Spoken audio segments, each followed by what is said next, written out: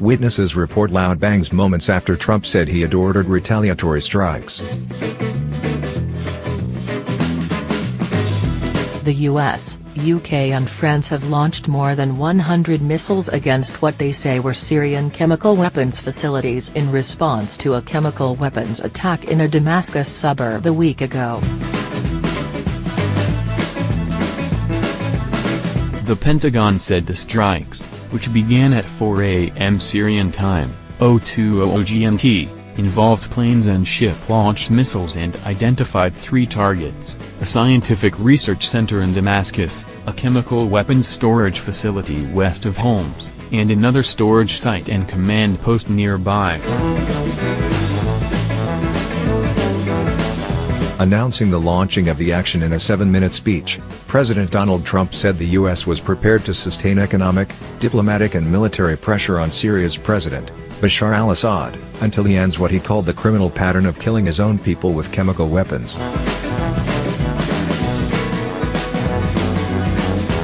The evil and the despicable attack left mothers and fathers, infants and children, thrashing in pain and gasping for air. These are not the actions of a man, they are crimes of a monster instead, Trump said. The Russian president, Vladimir Putin, condemned the airstrikes, saying they would add to the humanitarian catastrophe in Syria, adding that Moscow was calling for an emergency session of the UN Security Council to debate the military action. He called the strikes an act of aggression that had a destructive influence on the entire system of international relations. China and Iran joined in the condemnations of the strikes.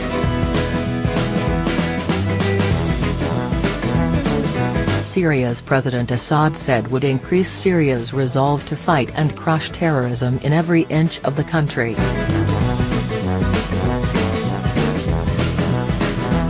Highlighting the limited nature of the raids, and the desire to avoid a dangerous escalation, the U.S. Defense Secretary, James Mattis, said, "Right now this is a one-time shot." The French Defense Minister, Florence Parly, said Moscow had been warned by France and its allies about the strikes beforehand.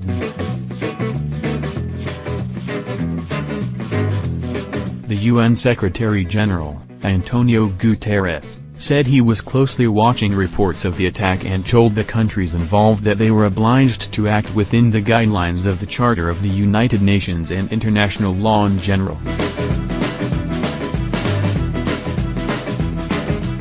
The Russian military claimed Syrian air defenses had shot down some of the incoming missiles, including 12 aimed at an airbase, claims that could not be verified. Russia said it had not engaged its own air defenses at its air and naval bases in Syria. As large detonations were visible in several parts of the war-torn country, Syrians crowded onto the streets in noisy demonstrations of defiance, and their Russian ally denounced the attack.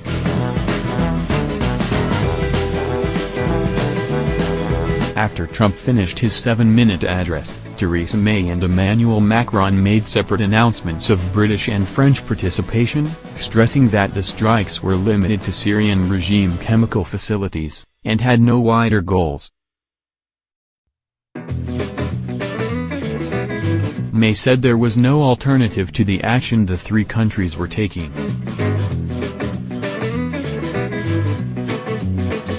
Explosions were reported in Damascus moments after Trump's address. Later, a Syrian official said all sites had been evacuated days ago after a warning from Russia.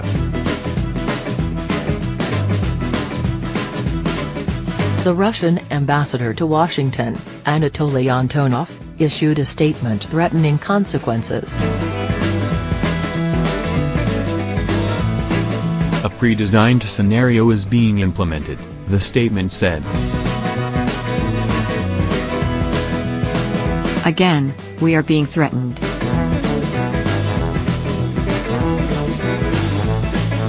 We warn that such actions will not be left without consequences. All responsibility for them rests with Washington, London, and Paris.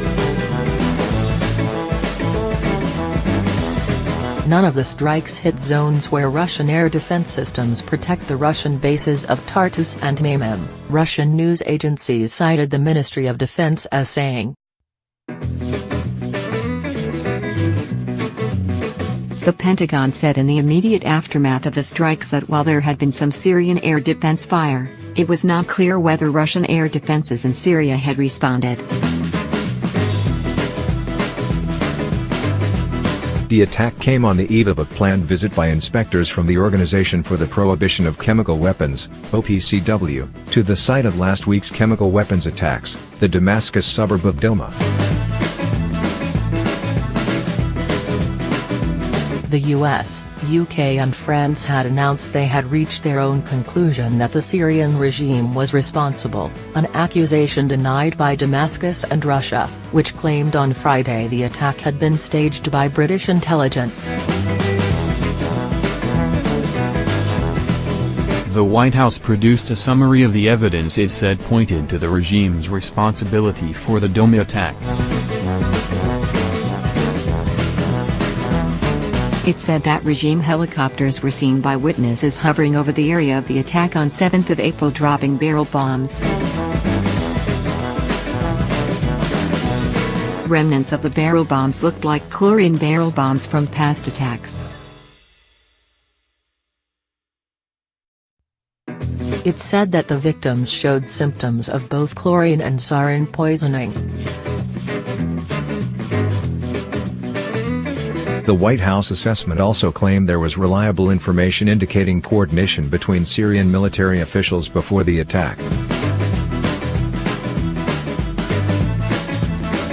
We have sent a clear message. Mattis, who had said on Thursday the US was still looking at the evidence, said on Friday night he was absolutely confident that the regime was responsible for use of poison gas in Douma.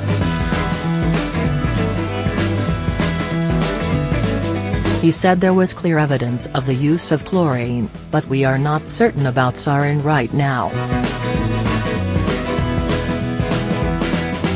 Mattis said the Assad regime clearly did not get the message last year when the U.S. launched a Tomahawk missile strike at a desert airbase following a poison gas attack in April 2017.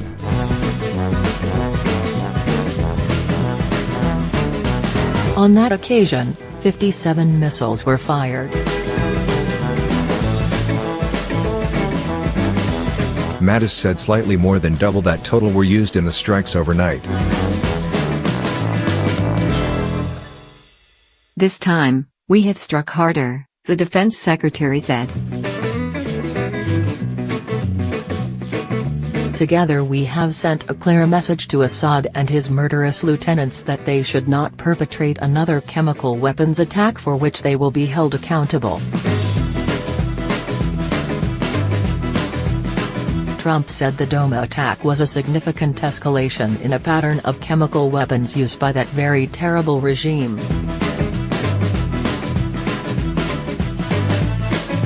He noted that establishing deterrence against use of such weapons represented a vital national security interest of the U.S.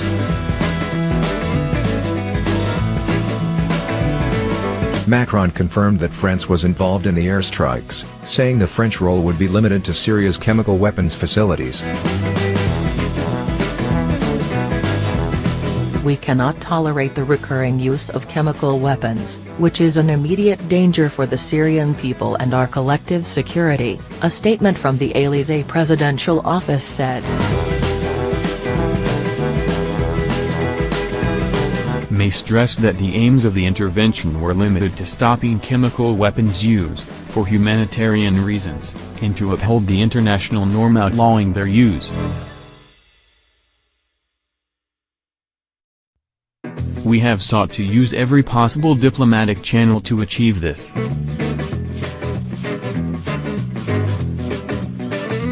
But our efforts have been repeatedly thwarted, she said, pointing to a Russian veto at the UN Security Council on a proposal to set up a new investigative body for chemical weapons incidents in Syria.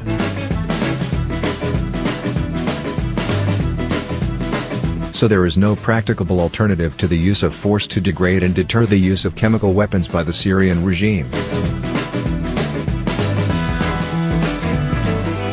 This is not about intervening in a civil war. It is not about regime change.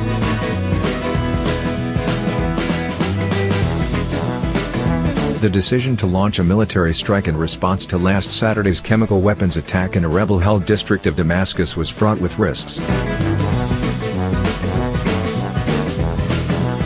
There are Russian and Iranian forces and bases across Syria and substantial Russian air defenses in the west of the country. Russian officials had threatened to use those defenses.